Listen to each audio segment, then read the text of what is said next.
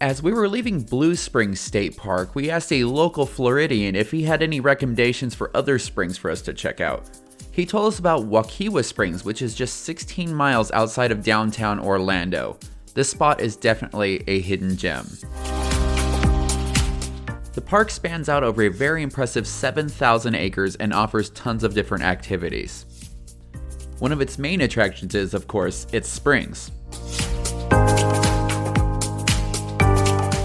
If you park up towards the top of the parking lot, it's a very short walk down a wooden boardwalk to get to the springs. We were really tempted to take a dip in the springs, but unfortunately there was a lot of lightning and rain that day and I wasn't quite feeling like getting electrocuted.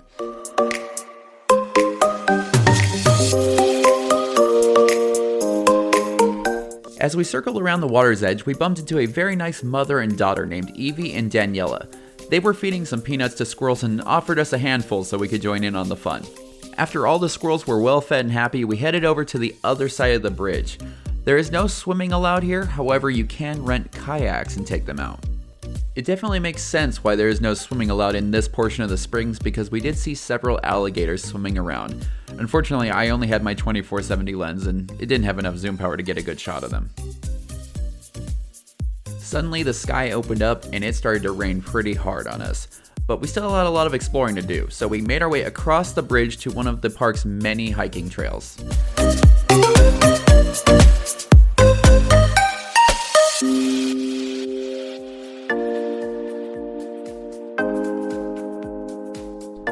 This boardwalk is such a neat place to explore. It allows you to be completely surrounded by rich green tropical plant life.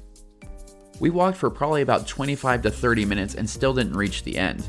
And one of the best things is we only saw a couple of people, so it felt like we had the entire place to ourselves.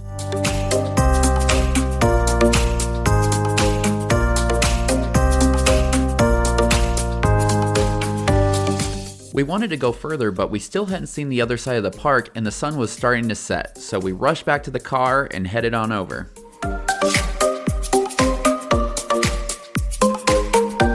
Our timing was perfect because as we made our way to the far end of the park, the sun dropped behind the trees, basking them in this golden light. It was absolutely gorgeous and we had to stop and get out for a couple of pictures.